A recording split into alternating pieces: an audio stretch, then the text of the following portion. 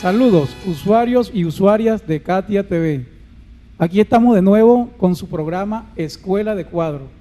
Este, por supuesto, es nuestro programa número 9.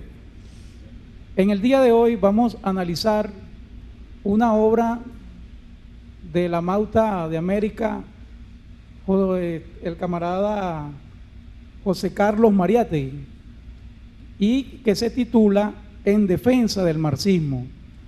Y para ello nos encontramos en el día de hoy un colectivo de estudiantes de la Universidad Bolivariana, entre los cuales se encuentran Amaury González, Franklin Orellana, Carlos Rodríguez, quien les habla Luis Álvarez, la camarada Cira Pascual, y quien nos servirá como orientador en el día de hoy, nuestro camarada Gabriel Cabrera. Para adentrarnos en esta obra, Gabriel, yo comenzaría haciéndote una pregunta. ¿Qué plantea en líneas generales Mariátegui en relación a esta obra que se titula En defensa del marxismo? Si nos podrías mencionar en líneas generales qué plantea. Bueno, ante todo, gracias camaradas y gracias a Katia TV por permitirme estar una vez más en este programa importantísimo, ¿no? Y para analizar otra obra muy importante de la Mauta José Carlos Mariátegui, que en realidad es poco conocida en el exterior, ¿no? O sea, fuera del Perú, ¿no? Pero que, como señalo, me parece que es una de las fundamentales, ¿no? Porque ahí se delinea un poco cuál es finalmente la motivación intelectual de Mariátegui, ¿no? Quien se definió un marxista convicto y confeso, luego de su viaje a Europa, de su exilio de Europa, y plantea en este libro la polémica que se debatía en ese momento contra o a favor del marxismo, como la doctrina que había desarrollado Carlos Marx y Federico Engels en el siglo XIX, y que habían continuado no solamente los pensadores revolucionarios, sino los luchadores sociales también, ¿no? Sobre todo ellos además, ¿no? Entonces, básicamente este libro es levantar esa polémica, y yo creo que a un alto nivel, ¿no? A un alto nivel intelectual, pero no en el sentido académico o elitista de la palabra, sino en el sentido de la profundidad de las ideas y sobre todo la consecuencia entre el compromiso político y el esfuerzo por entender, por analizar, ¿no? El esfuerzo mental, ¿no? Y bueno, la parte que nosotros vamos a ver de este libro, que es la primera parte, que es en sí defensa del marxismo, que además fueron una serie de artículos sueltos que después se recopilaron. Esta parte es una parte de la crítica, valga la repetición de la palabra, parte de la crítica a un libro que había sonado un poco antes del año 28, que se titulaba Más allá del marxismo, que había escrito un socialdemócrata belga, Henry de Man. Pero no se trata solamente de criticar el libro, sino se trata de que a partir de la crítica del libro de hacer una defensa de la vigencia que el marxismo tenía en la época de Mariátegui, en este caso en los años 20. Creo que por ahí va la idea principal de este libro, ¿no? Ok, quizás podemos ir a por la primera cita y a partir de allí discutir el texto. Es en Río de Janeiro. Pero Marx no tenía por qué crear más que un método de interpretación histórica de la sociedad actual. Mientras el capitalismo no haya transmontado definitivamente el canon de Marx, sigue siendo válido. El socialismo, o sea, la lucha por transformar el orden social de capitalista en colectivista, mantiene viva esa crítica, la continúa, la confirma, la corrige. Bueno, en esta parte que hemos seleccionado está una de las principales motivaciones de Mariátegui en el texto, ¿no? Que es defender la vigencia del marxismo a partir de que considera que es el análisis más acertado y hasta ese momento, y creo que hasta el momento actual, de los orígenes del capitalismo, tanto en su momento, digamos, progresista como en su momento crítico, ¿no? Y a partir de entender las verdaderas causas de la crisis del capitalismo y de sus males, es que Marx ha planteado la guía para la acción de transformarlo, ¿no? de convertirlo de convertir la sociedad capitalista en socialista. Y eso es lo que Mariátegui entiende. Y además Mariátegui menciona aquí algo muy importante, que el marxismo no es un catecismo muerto, sino que es que por su naturaleza misma es un planteamiento científico que debe desarrollarse, debe corregirse y debe revisarse siempre, pero en una revisión en el sentido progresivo de la palabra, no en el sentido de la crítica interesada de la burguesía al marxismo. Ahí está uno de los planteamientos de Mariátegui en este libro, que él además no es el único que lo ha hecho, sino que han habido a lo largo de la historia y ante la crítica burguesa muchos defensores del marxismo que han planteado por qué su vigencia. Sí, bueno, en esta cita que acabamos de escuchar, se plantea allí que el capitalismo, mientras sea capitalismo, mientras no haya esa lucha que plantea Marx de transformar ese capitalismo en una lucha colectiva, en una transformación socialista, por supuesto que está vigente, porque realmente el marxismo lo que hace es ratificarse cuando vemos las desviaciones que tiene el sistema capitalista. O sea, el sistema capitalista valida cada día más y le da más sustentación teórica sólida a los planteamientos que hace Carlos Marx en relación a su análisis de cómo funciona el capitalismo en sí, de cuál es la lógica capitalista. Ahora bien, esa defensa del marxismo que hace Mariátegui, desde mi punto de vista pertinente contra la ofensiva de los ideólogos burgueses en ese entonces, yo pienso que está vigente en la actualidad, porque el marxismo sigue siendo diariamente y sistemáticamente atacado. Se dice que, bueno, que los planteamientos marxistas corresponden a otro momento histórico, que los planteamientos marxistas son del siglo pasado, que ya no tienen ningún tipo de vigencia, y nosotros pensamos que es al contrario. El marxismo tiene una vigencia en la medida que desnuda las naturalezas perversas del sistema capitalista, ¿no? Y que, como lo mencionó el camarada anteriormente, lo que ha pasado es que realmente el marxismo como tal, como método científico de estudios de las realidades sociales, no ha sido aplicado en toda su autenticidad, en toda su esencia. No sé qué piensan los compañeros aquí del colectivo en relación a eso. Sí, bueno, a mí me pareció muy lúcida esta frase de Mariátegui, porque él dice que mientras el capitalismo no sea transmontado, el canon de Marx sigue siendo válido. Y eso para mí quiere decir, bueno, mientras exista opresión, mientras exista explotación, mientras exista exclusión, evidentemente que el marxismo como crítica cultural y humanística de la sociedad en general, y más en esta etapa donde estamos viendo la etapa de los monopolios, la etapa del imperialismo, la etapa de donde estamos prácticamente en las vísperas de una posible guerra mundial, yo creo que está más vigente que nunca, ¿no? Allí me parece importante también aclarar allí que si bien es cierto que mientras existe el capitalismo y los métodos explotadores del capitalismo, el marxismo sigue vigente, los planteamientos socialistas, tampoco hay que malentender, como muchas personas quieren hacerlo, de que para llegar al socialismo entonces es necesario intensificar el capitalismo lo más posible, intensificar la explotación, entonces juegan a eso, juegan entonces a ser capitalistas porque creen en el socialismo. Entonces, yo soy socialista, pero hago actitudes capitalistas porque es necesario para que podamos llegar al socialismo. Entonces es un juego así como mentiroso por muchas personas que leen este tipo de conceptos y lo toman a su modo de ver, a su modo de actuar o a su conveniencia.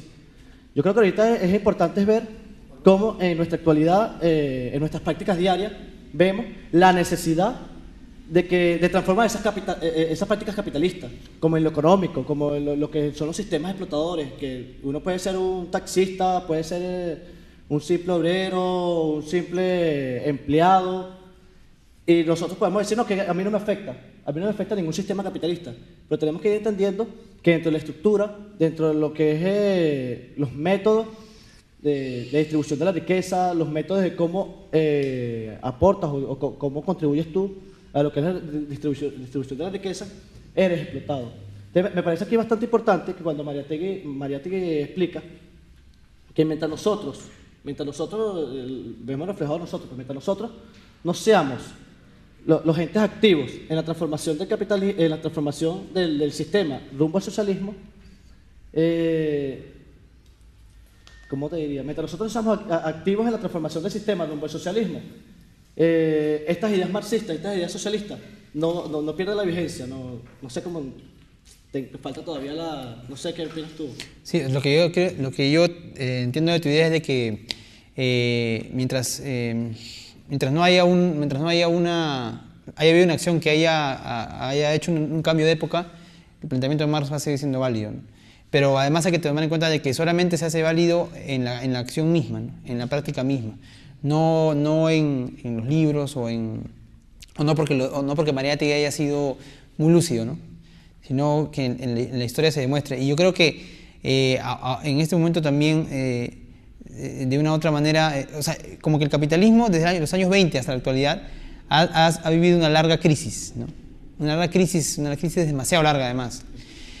Pero yo creo que aún es vigente el hecho de que el sistema capitalista es un sistema en decadencia. Y eso no se expresa de mejor manera que en lo que vemos a nivel internacional, en el tema de las guerras, en el tema del hambre, ¿no? De la miseria, de la acumulación de la riqueza, ¿no?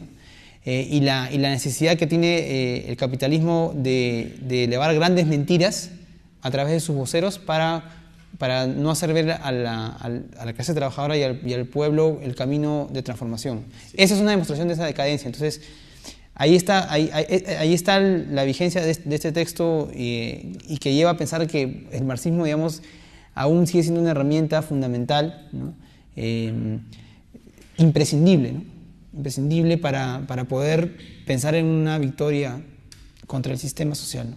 Sí, y para terminar, hay una cosa, es que la misma sociedad responde a esas ideas prácticas. Es decir, inherentemente, inconscientemente, la sociedad responde ante esas prácticas explotadoras del capitalismo, y por eso más adelante Mariátegui explica un poco o expresa que el papel del revolucionario es hacer de esa lucha inconsciente muchas veces una lucha consciente proletaria, una lucha de por qué es una lucha de clases y cuáles son nuestras ideas de socialismo.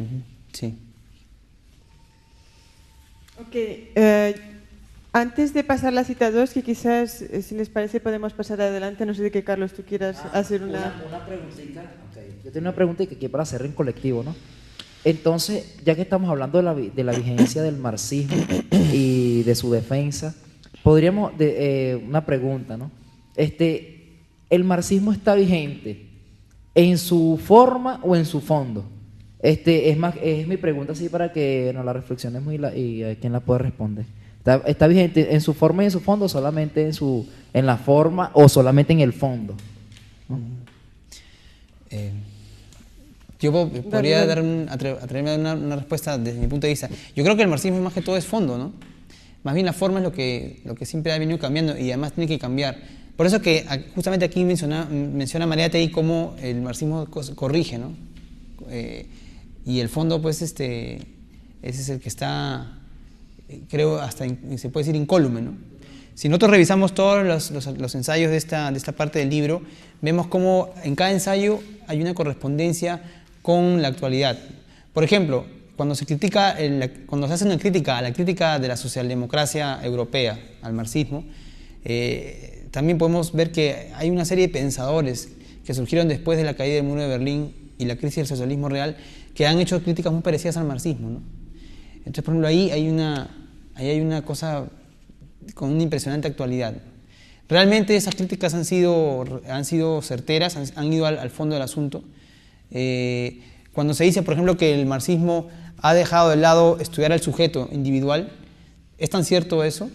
¿O eso invalida el marxismo? Habría que ver, ¿no? Yo por ahí voy. Entonces creo que el marxismo es un fondo, vamos a decirlo de una manera, es un fondo que tiene que ir adquiriendo las formas que cada época demande.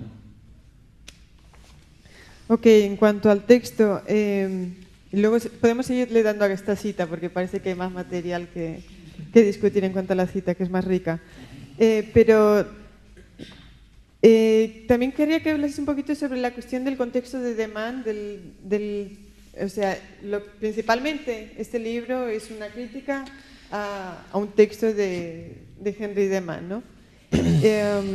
Evidentemente es un texto muy específico y que creo que nosotros no hemos leído, o por lo menos yo no he leído, creo que el colectivo tampoco lo leyó, pero sin embargo sí que leyendo el texto te ayuda a analizar la situación actual, el contexto actual. Por ejemplo, las tendencias reformistas o oportunistas de Man las puedes traducir a las tendencias paralelas que pueden existir hoy en el CIM, el Centro Internacional Miranda, o otras tendencias que existen dentro de la revolución misma. Entonces, si querías hablar un poquito en cuanto a eso específicamente y luego le seguimos dando. Sí, es más, era uno de mis intereses. Sí, yo creo que, como dice la frase, ¿no?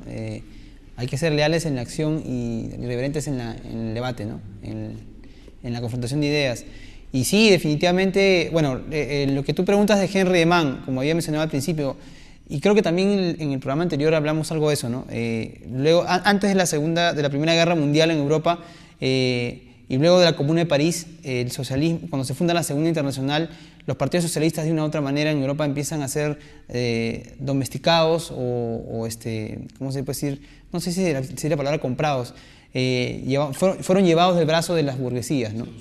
Se le dio al proletariado, a la clase trabajadora, muchas concesiones, y de esa manera se mantuvo al límite su espíritu revolucionario, hasta que finalmente ese espíritu revolucionario terminó siendo totalmente adormecido, ¿no?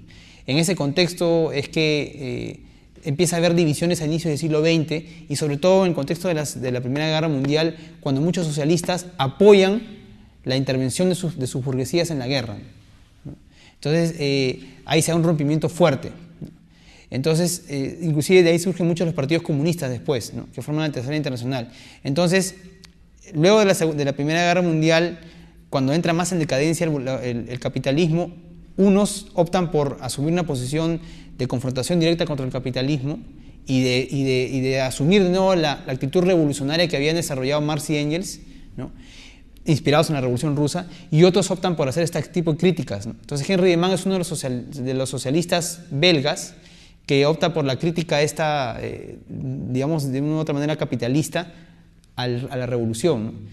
Y además, Henry de Man se basa mucho en la experiencia de la socialdemocracia belga, que había sido también claudicante, pues, que había terminado siendo domesticada. Entonces él estaba un poco también como desencantado de ese socialismo belga que había sido domesticado, y a partir de ahí hace una crítica al marxismo sin mucha reflexión. Entonces eso es lo que Mariátegui discute en estas líneas, ¿no?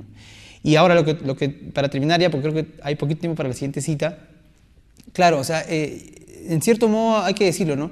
En el planteamiento del socialismo del siglo XXI hay algunos vacíos que hay que llenar, ¿no? Hay críticas a la historia del siglo XX que no son lo suficientemente profundas, que son muy superficiales. Entonces se critica mucho el socialismo real del siglo XX, se le llamaba socialismo real al de la Unión Soviética y de Europa del Este, ¿no? Pero creo que esa crítica no va al fondo de las causas de esta crisis, ¿no? Y creo que ese es uno de los tiene algo que ver con lo que hace Henry de Man en este libro, ¿no? Bueno, yo también quería comentar que más adelante Mariátegui da como algo muy importante, ¿no? Una definición de socialismo, para este contexto donde se quiere llegar a una definición, y entonces uno de los argumentos de la oposición es que no se sabe qué es socialismo, que hay mucho vacío, indigencia teórica con respecto a la palabra socialismo, y él aquí dice que el socialismo es ese proceso de lucha por transformar el orden social de un orden capitalista a un orden colectivista. Y me parece interesante porque es como él dice allí, yo creo que lo que debemos rescatar es que él dice allí que el socialismo no es un punto de llegada a un lugar al que vamos a llegar, sino que es una dinámica, ¿no?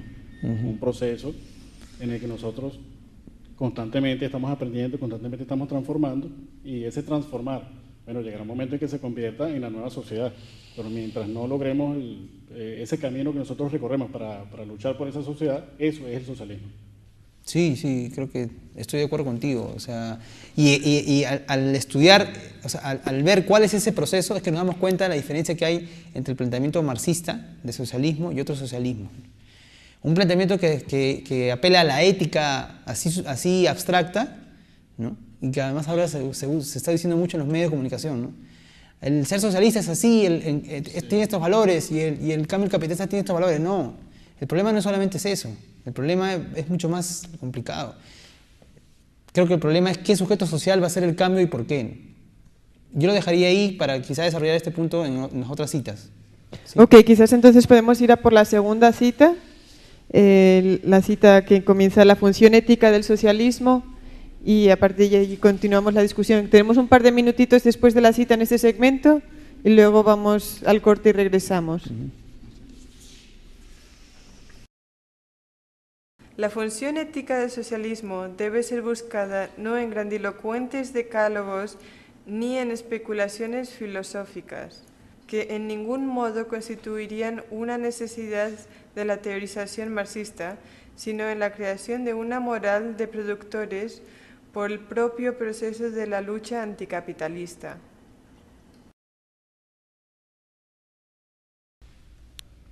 Bueno, ahí un poco lo que decíamos hace un momento, ¿no? No se trata, y más, creo que este es el punto que toca la realidad venezolana actual, ¿no? Es una de las razones por las que además creo que escogimos leer este libro. No se trata ya de hacernos meaculpas éticos o morales. Obviamente que hay una moral socialista, ¿no?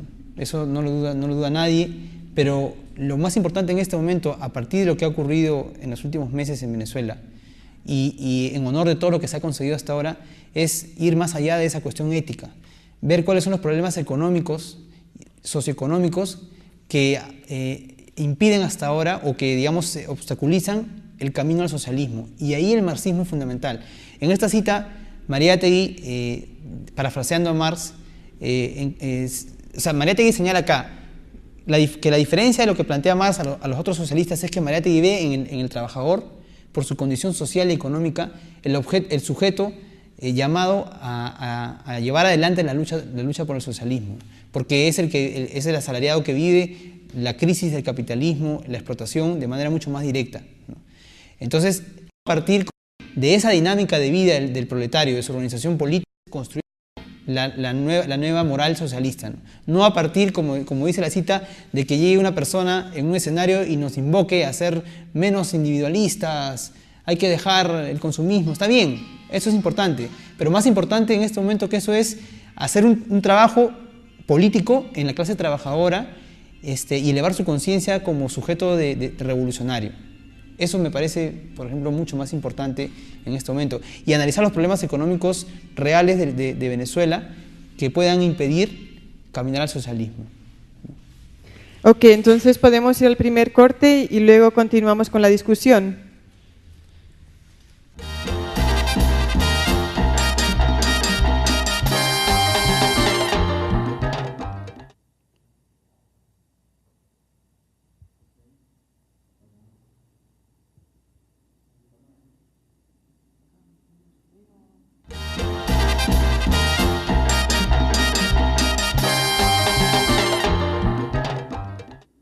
Continuamos con su programa Escuela de Cuadros por Katia TV.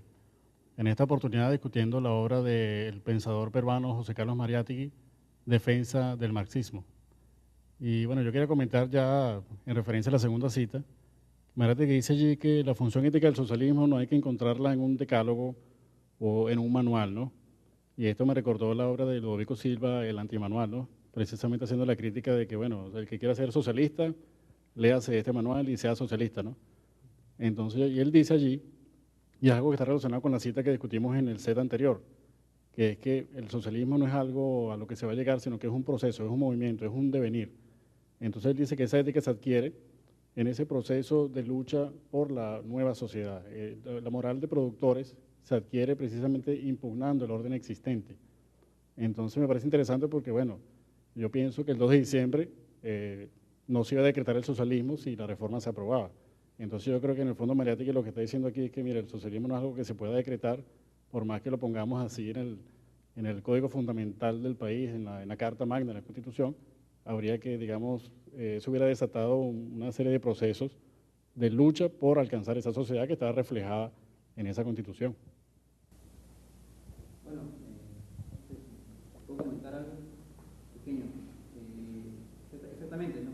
Mariátegui encuentra en eso la esencia del planteamiento de Marx. no por eso está ajeno a tener una ética, ¿no? Inclusive los mismos ensayos de defensa del marxismo muestran cuál es la ética que el socialismo ha desarrollado.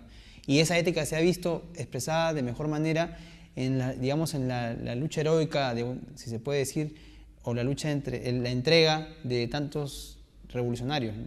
Que de esa manera han elevado la moral humana, si se puede decir, ¿no? Para usar una palabra. Entonces, se trata de eso, ¿no? Se trata de no hablar de una moral socialista abstractamente, sino que en la lucha misma de construir el socialismo, a través de la transformación económica, social y política, se va desarrollando una moral que como decíamos hace un momento, la clase trabajadora es su mayor depositaria, ¿no? Seguramente cuando hablemos del tema de la clase trabajadora más adelante vamos a detallar un poco en eso, ¿no?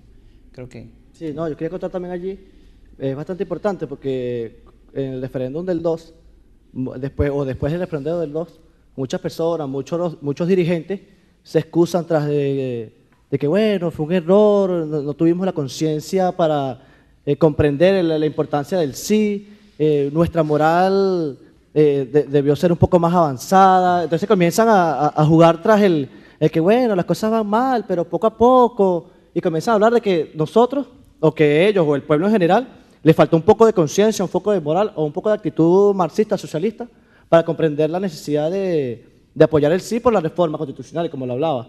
El socialismo no se decreta, y mucho menos en una constitución, digamos, una estructura jurídica.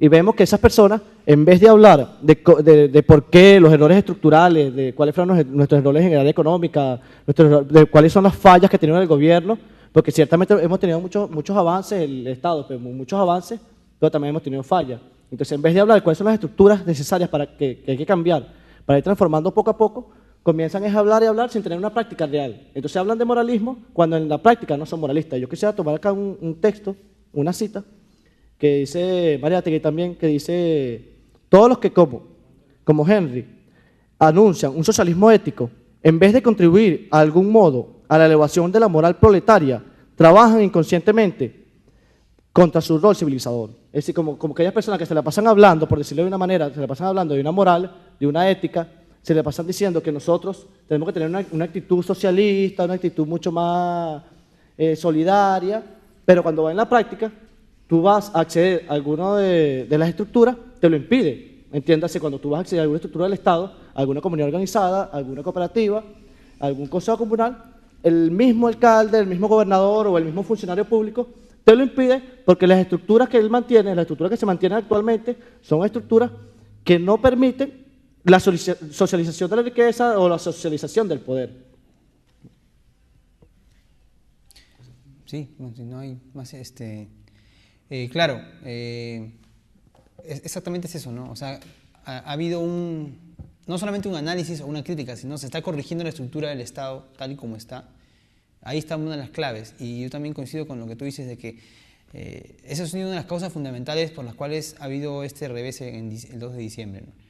Es cierto que la burguesía a través de sus medios de comunicación ha tenido un impacto, digamos, efectivo sobre la conciencia, pero justamente ese anquilosamiento de ciertos sectores del Estado ha contribuido a que la gente no se sienta motivada para ir a apoyar la propuesta de la reforma. Y con lo que ustedes mencionan de que no se decreta, el socialismo no se construye por decreto, ahí también hay lo fundamental, ¿no? Y la labor ahora justamente es construir el socialismo más allá de que esté o no en la Constitución. Creo que es algo que en cierto modo el comandante Chávez mencionó cuando recién habían pasado unos días del referéndum, ¿no? Lo que pasa es que no sé si se está realizando realmente, ¿no? Porque claro, se empiezan a hacer los consejos, no solamente comunales, y encontramos la traba del Estado, ¿no? Entonces hay que construir eso, hay que buscar una vía que nos permita realmente construir ese socialismo para luego ya plasmarlo en una Constitución. Yo lo veo por ahí. Bueno, quería hacer una colación, ¿no? Con lo que tú dijiste referente a lo del el marxismo intrínsecamente tiene una moral revolucionaria, una ética revolucionaria, intrínseca, ¿no? Entonces aquí José Carlos Mariátegui lanza pues una crítica a quienes pretenden justamente llevar un socialismo humanitario, un socialismo ético, ¿no? Desde un punto de vista burgués, ¿no? Desde un punto de vista justamente yendo a los principios caritativos, a un se podría decir un humanismo fariseo, ¿no? podría decirse de esa manera, ¿no? Entonces, de esa manera podríamos catalogar cómo sale Mariátegui en defensa de la moral revolucionaria en ese aspecto. ¿Qué tendría que decir? Claro, lo que tú dices también es muy importante. Y justamente lo que quería también decirte es justamente que los trabajadores, o sea, Mariátegui hace ver que los trabajadores, en vez de elevar su nivel de moral, su nivel ética, ese es todo un trabajo, se podría decir, ideológico que se tiene que hacer dentro de las organizaciones sociales, ¿no? Sí, claro. O sea, obviamente no se trata de que vamos a hacer socialismo sin hablar de ética. Por supuesto que hay que hablar, pero eso tiene que ir acompañado y tiene que ser el resultado de una nueva forma de organización política y de una transformación económica que tiene que estarse llevando a cabo todo el tiempo, ¿no? Y para dejar de lado ese socialismo, ese aparente socialismo que apela a esta especie de moralismo, ¿no? Moralismo, digamos, abstracto, ¿no? Por encima de las clases sociales, por encima de la realidad social. Ok, quizás le podemos dar a la tercera cita y a partir de allí continuar con la discusión. Vamos a ver.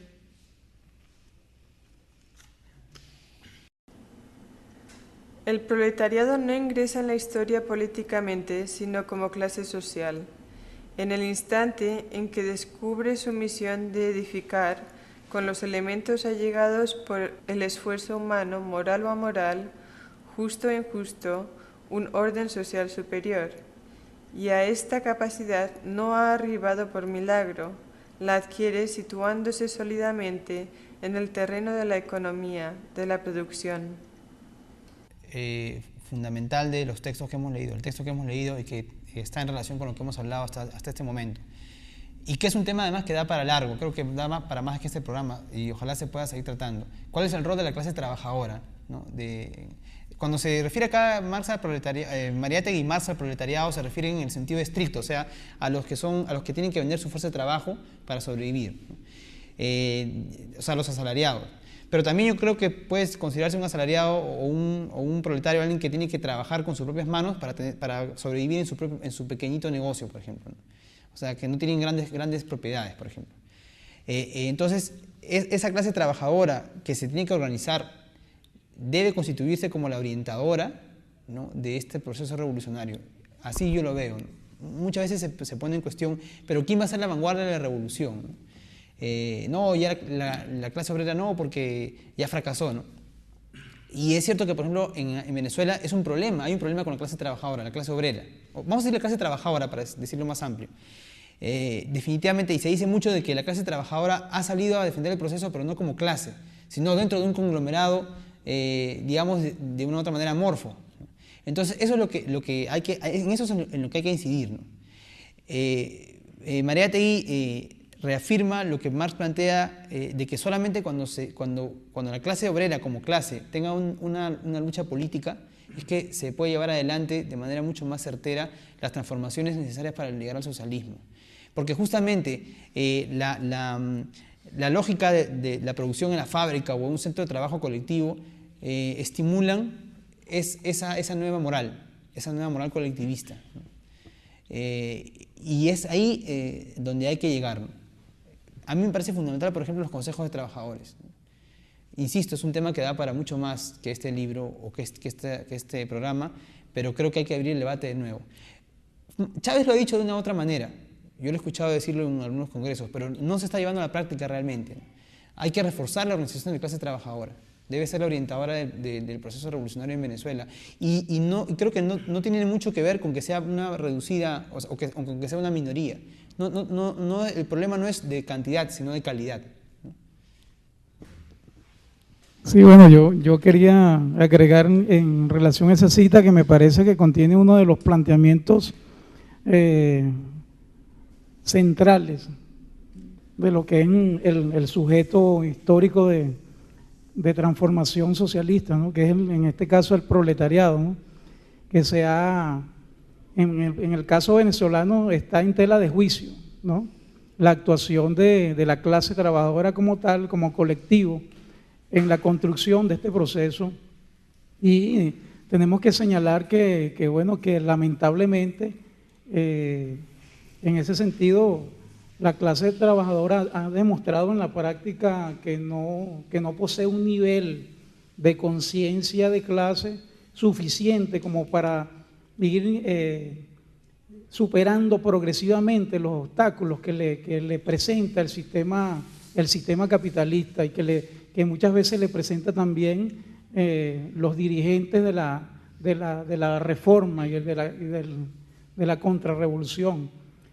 Hace poco yo me entrevistaba con una compañera que labora en una empresa y ella me decía que ella observaba con mucha decepción que este proceso revolucionario ha estado total y absolutamente desligado de lo que es el día a día de la clase trabajadora. Y ella me decía que siendo Venezuela uno de los países donde más se menciona lo que se refiere a los derechos humanos, ella decía que ellos eran los trabajadores venezolanos, aún en el día de hoy, son víctimas de la explotación inhumana, de trabajar en condiciones deplorables, que se violentan en forma impune y descarada los derechos humanos, y que ella no ve por ningún lado que este proceso revolucionario tenga alguna conexión en ese sentido, ¿no? Entonces hablábamos de ese nivel de conciencia.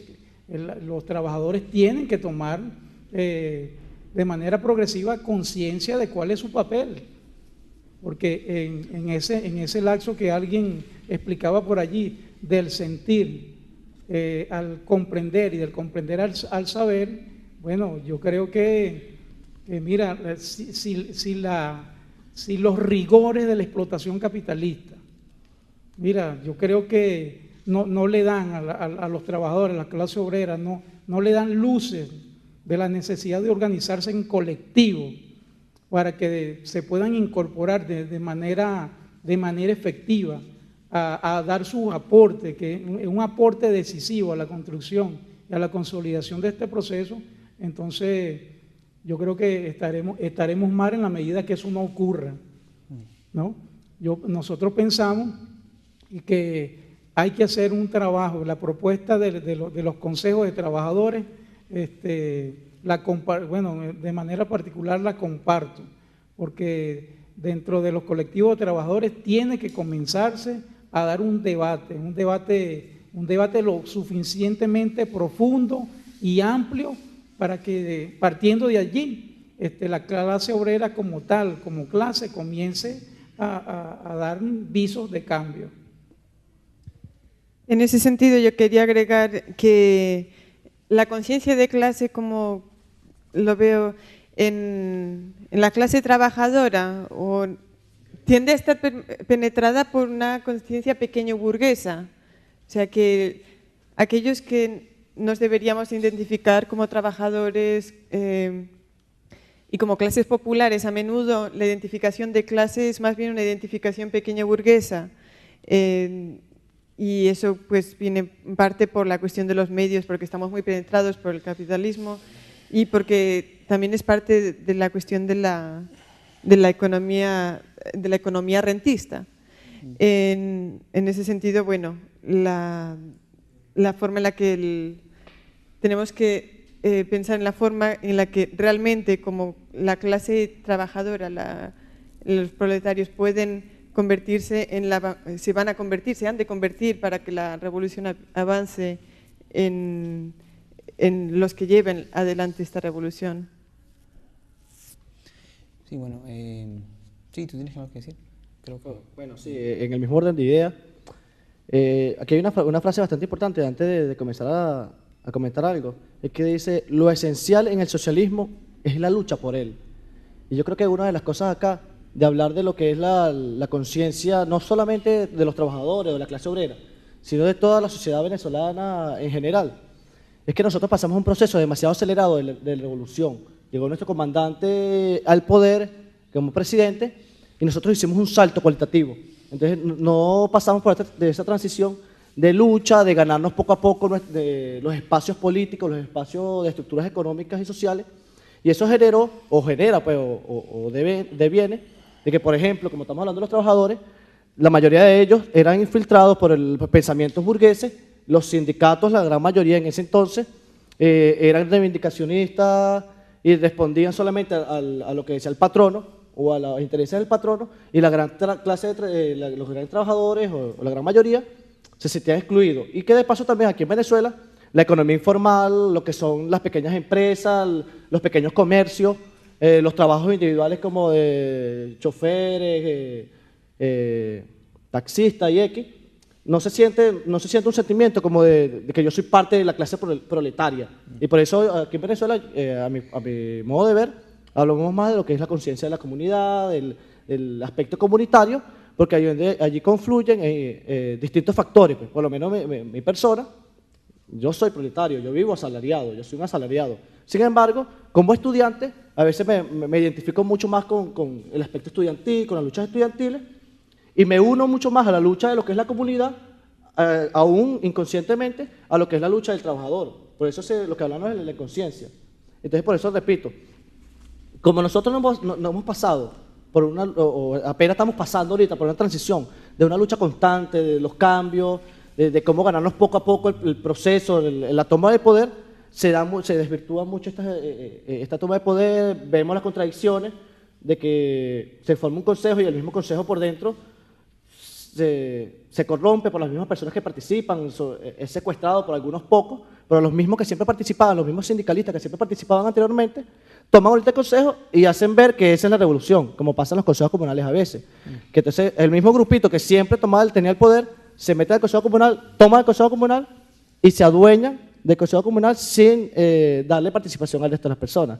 Y el resto de las personas, por falta de esa misma conciencia de que somos todos proletarios y que todos tenemos que luchar por un cambio de clase, no, eso no es mío, si yo no trabajo no como, que se roben ellos eso. Entonces, por eso es necesario ver esa estructura. Y entonces yo quisiera hacer una pregunta, pues, ¿hasta qué punto, lo que venía comentando anteriormente, hasta qué punto aquella persona o común y corriente que poco discute estos temas, que está pendiente del trabajo, de la familia, de los estudios, hasta qué punto le choca o hasta qué punto podemos nosotros reflejar en la práctica la necesidad de que tenemos que cambiar esta conciencia, tenemos que elevar la conciencia socialista, la conciencia de clase proletaria, clase explotada, rumbo a lo que es la transformación de la estructura, en la forma práctica, en lo cotidiano, ¿cómo podemos mencionar eso? Bueno, varios temas, ¿no?, que han surgido. Siempre el tema de la clase trabajadora es muy polémico, ¿no? Es cierto lo que dice la compañera de que ha habido una penetración mucho de la mentalidad pequeño burguesa en los trabajadores venezolanos por en parte de esa economía rentista, ¿no?, que inclusive tuvo momentos de mucho bienestar aparente, ¿no? Un poco lo que pasó en Europa, inclusive ya en la época de Mariátegui, ¿no?, una aristocracia obrera, ¿no?, que se chupaba de la mamadera de la burguesía porque su burguesía pues tenía un superávit porque explotaba las riquezas de nuestros países subdesarrollados, ¿no?, nuestros países del tercer mundo. Entonces ellos podían reservar un poquito para su clase trabajadora y mantenerla, a través de sus dirigentes, mantenerla calmada, ¿no? Entonces algo así creo que también ha pasado acá. Bueno, por eso es que la CTV pues, es una central propatronal, ¿no?, que es mejor. Y creo que eso que pasa con la CTV es un reflejo de una u otra manera de lo que ha pasado con los trabajadores en Venezuela. Y eso no debe llevarnos al fatalismo, ¿no? Yo creo que lo que dice acá el compañero, lo que la pregunta que tú haces se resuelve en elevar la conciencia en la lucha diaria. Entonces, por ejemplo, un Ministerio de Trabajo tiene que ser un ministerio que tenga una actitud resueltamente a favor de los trabajadores. En un gobierno revolucionario, eso es fundamental, ¿no? Ya no cabe ahí la neutralidad de ser mediador, ¿no? Claro, tú puedes, obviamente, tienes que llevar a la negociación al empresario y al trabajador cuando hay una lucha, pero tú tienes que estar siempre predispuesto a ponerte de parte de tus trabajadores, de los trabajadores de Venezuela, ¿no? Entonces, eso es un asunto. Y otra cosa, yendo al plano de la economía, porque en la cita también hablamos de la economía, ¿no? El proletario va al problema económico. Es el que lo vive más directamente, porque la producción industrial o capitalista, en general, es la que mueve a los países en esta época en el mundo. Entonces, el trabajador asalariado está más cerca de esa dinámica. Entonces, tiene que entender esos problemas económicos. Y yendo al problema económico, aquí hay que hacer de Venezuela un país productor, no un país rentista. Produciendo industrializando el país, además se incrementa no solamente el número de los trabajadores, sino se incrementa su capacidad organizativa. Y esa es la garantía para mí de que se pueda llevar a último término las reivindicaciones del socialismo, socializar los medios de producción, socializar la propiedad, que la propiedad social realmente tenga vitalidad en Venezuela. Porque si vamos a plantear la propiedad social con, por ejemplo, el modelo de Estado que tenemos actualmente, ¿no? Y apelando a la masa en general, sin tener a los trabajadores como la fuerza principal, esa propiedad social no va a funcionar, ¿no? Eso es lo que yo me atrevo a pronosticar o en todo caso a intuir, ¿no? Por ahí va esa motivación que tú tenías.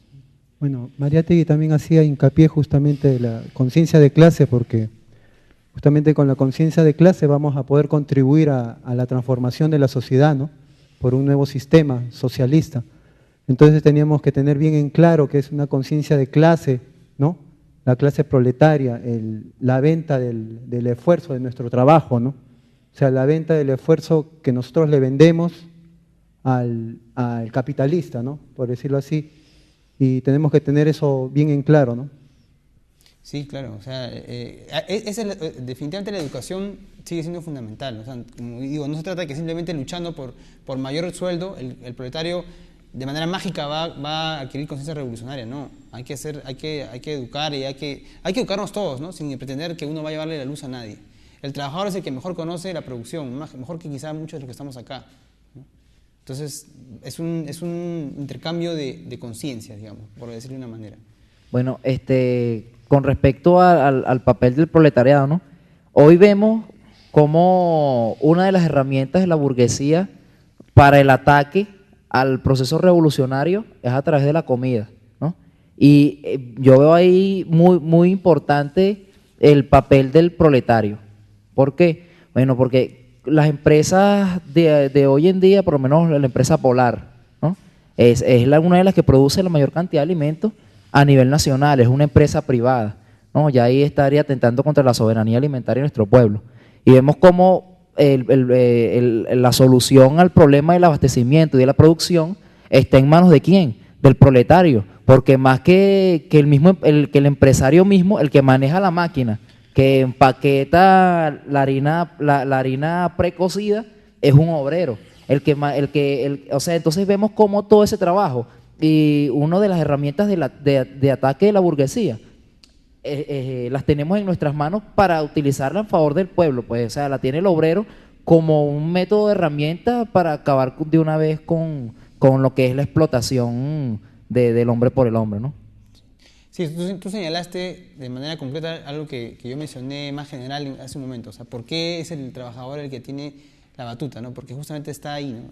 Está al pie de los problemas económicos, y en este caso de Venezuela con el desabastecimiento de la alimentación. Si esas empresas estuvieran en manos de los trabajadores, por ejemplo, qué diferente sería, ¿no? Ahora, no se trata de ir mañana mismo y cerrar la Polar, ¿no? No, es un proceso, pero hay que ir hacia eso, ¿no? Y debe ser una prioridad, ¿no? Debe ser una de las prioridades. O sea, no solamente se dice, sí, los trabajadores, no, la prioridad del Estado, una de las prioridades del Estado debe ser ese, ¿no? A eso es lo que yo iba.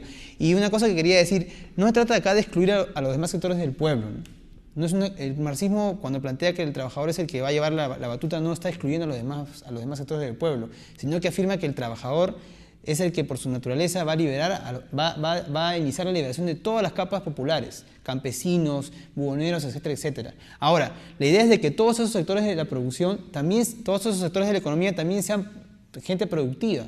Entonces, por ejemplo, se estimulan en el campo las cooperativas de producción. O sea, eso es lo que mencionábamos cuando se hablaba de la moral de productores, no moral de rentistas, no moral de simples comerciantes. Sí. Sí, bueno, yo quería hacerte una pregunta porque este tema es tan importante y creo que tú lo mencionaste, ¿no? Venezuela tiene como esa particularidad de que se presenta como una confluencia entre la renta petrolera y la no existencia de una burguesía industrial nacional, sino que más bien tenemos como una oligarquía importadora que todavía, digamos, hace que todavía hoy en día ejerza ese poder, ¿no? Con la cuestión del desabastecimiento, porque ellos, a pesar de que, bueno, son unos simples importadores, porque si nosotros pensamos, bueno, ellos son una burguesía industrial y bueno, tienen a un gran contingente de trabajadores que les pagan y De repente ellos podrían ser considerados en algún momento el sujeto de la revolución. Pero la cuestión es que como nosotros no tenemos esa burguesía industrial nacional, entonces el gobierno podría optar entonces, ¿por qué? La pregunta concreta es, nosotros podemos industrializarnos, digamos, saltándonos ese proceso de formación de una burguesía industrial en un sentido socialista, o sea, sin pasar por esa etapa porque una de las vías sería eso, bueno, vamos a promover la conformación de una burguesía industrial para solventar el problema alimentario, para alcanzar la soberanía alimentaria, pero otro camino sería, bueno, vamos a impulsar puras empresas de producción social, empresas socialistas, y superamos al mismo tiempo la explotación y también la enajenación. Entonces yo creo que ahí, claro, y el trasfondo de toda esta discusión está, bueno, el sujeto de la revolución. Yo creo que habría que definir de una manera más precisa qué significa la clase trabajadora, porque uno se imagina de inmediato un obrero, el obrero de la fábrica de aluminio, el obrero de la fábrica de Petrocasa, pero ¿qué pasaría, por ejemplo, con todos los que trabajamos en la administración pública como tal, toda esa gente que trabaja en ministerios, en instituciones del Estado, los policías, la Fuerza Armada? Yo creo que el hecho de que seamos un país importador, históricamente importador y consumista, y con muchos vicios de esa ideología pequeño burguesa, que bueno, que ha sido inoculada en esta sociedad desde los años, imagínate, desde los 40, 50 años. Entonces yo creo que ahí está la complejidad del proceso venezolano. Entonces yo creo que nosotros podríamos optar por dar ese salto y no pasar por esa etapa de industrialización capitalista, sino pasar de una vez a una forma de empresa de tipo socialista. Sin duda, eso es un poco también a lo que yo me refería. Es absurdo pensar de que, ya se ha planteado antes, ¿no?, de que hay que primero hacer que un país sea un país capitalista desarrollado para luego recién pensar en el socialismo. Eso es nada más falso, ¿no? Y cuando yo me refería a la Polar, de que no se trataba de nacionalizarla mañana, no lo digo porque hay que mantener a la Polar siempre así como una empresa privada. Yo creo que va a llegar un momento en el cual va a ser necesario y decisivo hacer la nacionalización no solamente de la Polar, sino de otras empresas. Cuando Lenin y los revolucionarios rusos hacen la revolución rusa, hay un momento en el cual tienen que mantener ciertas empresas privadas en capital privado para estimular ciertos sectores de la economía, pero siempre bajo la lógica de elevar la producción hacia el socialismo, ¿no?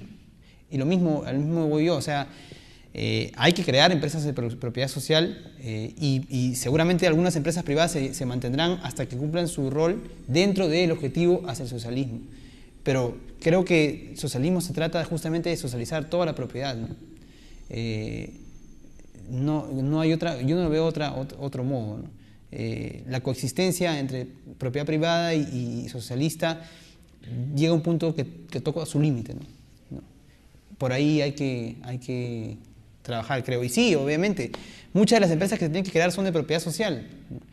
O sea, porque justamente ahí se forma una clase trabajadora dentro de administrar todos los trabajadores la empresa. ¿Qué mejor escuela de socialismo que esa? Y ahí se forma la moral y la ética socialista, no en discursos moralistas como ahora están abundando muchos, ¿no? Bueno, lamentablemente hemos llegado al final de nuestro programa Escuela de Cuadro por el día de hoy.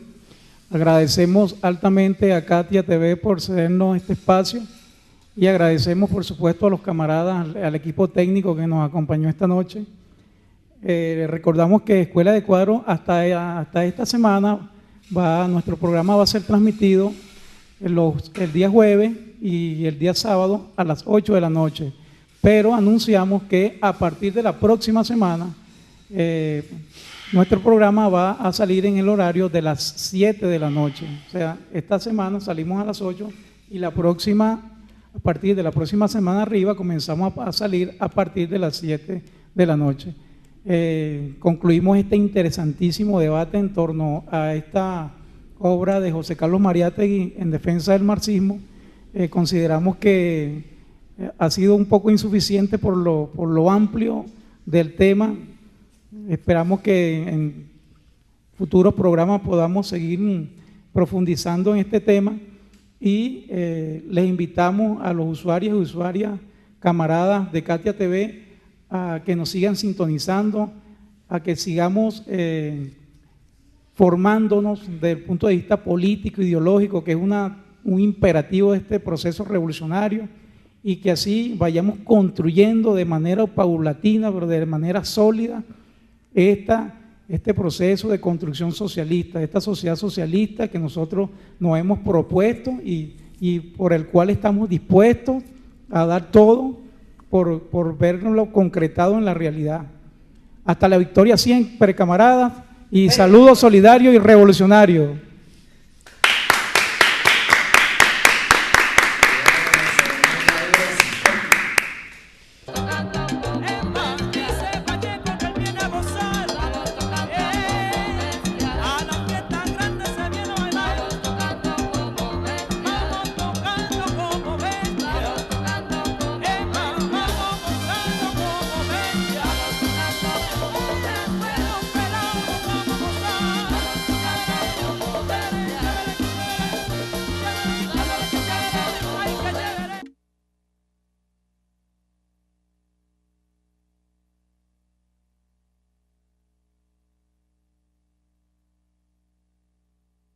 Defensa del marxismo.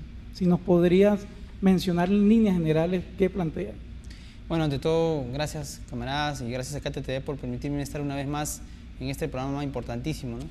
Y para analizar otra obra básica, muy importante de la Mauta José Carlos Mariátegui, que en realidad es poco conocida en el exterior, ¿no? O sea, fuera del Perú, ¿no? Pero que, como señalo, me parece que es una de las fundamentales, ¿no? Porque ahí se delinea un poco cuál es finalmente la motivación intelectual de Mariátegui, ¿no? Quien se definió un marxista convicto y confeso luego de su viaje a Europa, de su exilio de Europa, y plantea en este libro la polémica que se debatía en ese momento contra o a favor del marxismo, como la doctrina que había desarrollado Carlos Marx y Federico Engels en el siglo XIX y que habían continuado no solamente los pensadores revolucionarios, sino los luchadores sociales también, ¿no? Sobre todo ellos además, ¿no? Entonces, básicamente este libro es levantar esa polémica, y yo creo que a un alto nivel, ¿no? A un alto nivel intelectual, pero no en el sentido académico o elitista de la palabra, sino en el sentido de la profundidad de las ideas y sobre todo la consecuencia entre el compromiso político y el esfuerzo por entender, por analizar, ¿no? El esfuerzo mental, ¿no? Y bueno, la parte que nosotros vamos a ver de este libro, que es la primera parte, que es en sí defensa del marxismo, que además fueron una serie de artículos sueltos que después se recopilaron. Esta parte es una parte de la crítica, valga la repetición de la palabra, parte de la crítica a un libro que había sonado un poco antes del año 28, que se titulaba Más allá del marxismo, que había escrito un socialdemócrata belga, Henry de Man. Pero no se trata solamente de criticar el libro, sino se trata de que a partir de la crítica del libro de hacer una defensa de la vigencia que el marxismo tenía en la época de Mariátegui, en este caso en los años 20. Creo que por ahí va la idea principal de este libro, ¿no? Ok, quizás podemos ir a por la primera cita y a partir de allí discutir el texto. En Río de Janeiro. Pero Marx no tenía por qué crear más que un método de interpretación histórica de la sociedad actual. Mientras el capitalismo no haya transmontado definitivamente el canon de Marx, sigue siendo válido. El socialismo, o sea, la lucha por transformar el orden social de capitalista en colectivista, mantiene viva esa crítica, la continúa, la confirma, la corrige. Bueno, en esta parte que hemos seleccionado está una de las principales motivaciones de Mariátegui en el texto, ¿no? Que es defender la vigencia del marxismo a partir de que considera que es el análisis más acertado y hasta ese momento, y creo que hasta el momento actual, de los orígenes del capitalismo, tanto en su momento, digamos, progresista como en su momento crítico, ¿no? Y a partir de entender las verdaderas causas de la crisis del capitalismo y de sus males, es que Marx ha planteado la guía para la acción de transformarlo, ¿no? de convertirlo de convertir la sociedad capitalista en socialista. Y eso es lo que Mariátegui entiende. Y además Mariátegui menciona aquí algo muy importante, que el marxismo no es un catecismo muerto, sino que es que por su naturaleza misma es un planteamiento científico que debe desarrollarse, debe corregirse y debe revisarse pero en una revisión en el sentido progresivo de la palabra, no en el sentido de la crítica interesada de la burguesía al marxismo.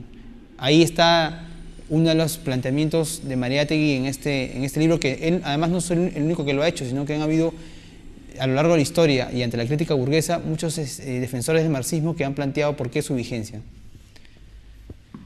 Sí, bueno, en esta cita que acabamos de escuchar, se plantea allí que el capitalismo, mientras sea capitalismo, mientras no haya esa lucha que plantea Marx de transformar ese capitalismo en una lucha colectiva, en una transformación socialista, por supuesto que está vigente, porque realmente el marxismo lo que hace es ratificarse cuando vemos las desviaciones que tiene el sistema capitalista. O sea, el sistema capitalista valida cada día más y le da más sustentación teórica sólida a los planteamientos que hace Carlos Marx en relación a su análisis de cómo funciona el capitalismo en sí, de cuál es la lógica capitalista. Ahora bien, esa defensa del marxismo que hace Mariátegui, desde mi punto de vista pertinente contra la ofensiva de los ideólogos burgueses en ese entonces, yo pienso que está vigente en la actualidad, porque el marxismo sigue siendo diariamente y sistemáticamente atacado. Se dice que, bueno, que los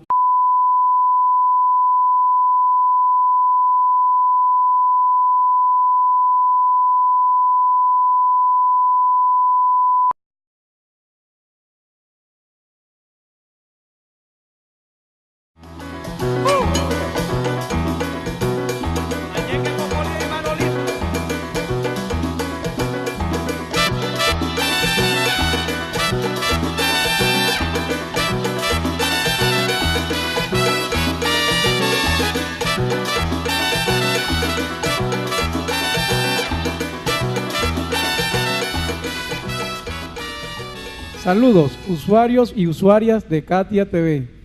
Aquí estamos de nuevo con su programa Escuela de Cuadro. Por supuesto, es nuestro programa número 9. En el día de hoy vamos a analizar una obra de la Mauta de América, el camarada José Carlos Mariátegui, y que se titula En defensa del marxismo.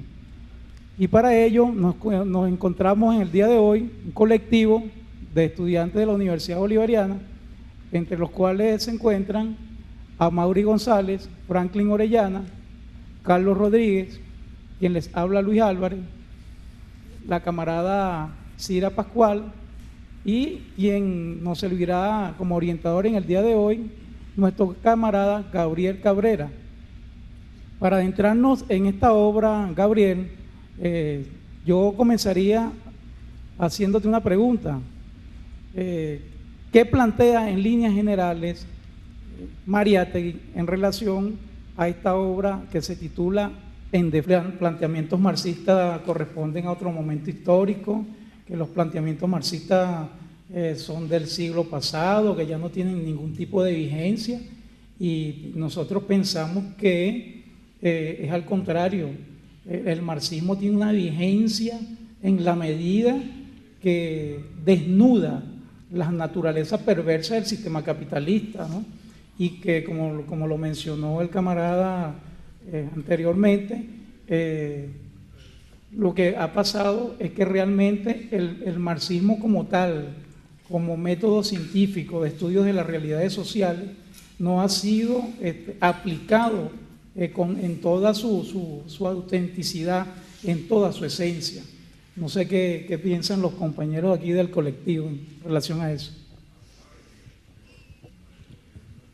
Sí, bueno, a mí me pareció muy lúcida esta frase de Mariátegui, porque él dice que mientras el capitalismo no se ha transmontado, el canon de Marx sigue siendo válido. Y eso para mí quiere decir, bueno, mientras exista opresión, mientras exista explotación, mientras exista exclusión, evidentemente que el marxismo como crítica cultural y humanística de la sociedad en general, y más en esta etapa donde estamos viendo la etapa de los monopolios, la etapa del imperialismo, la etapa de donde estamos prácticamente en las vísperas de una posible guerra mundial. Yo creo que está más vigente que nunca, ¿no?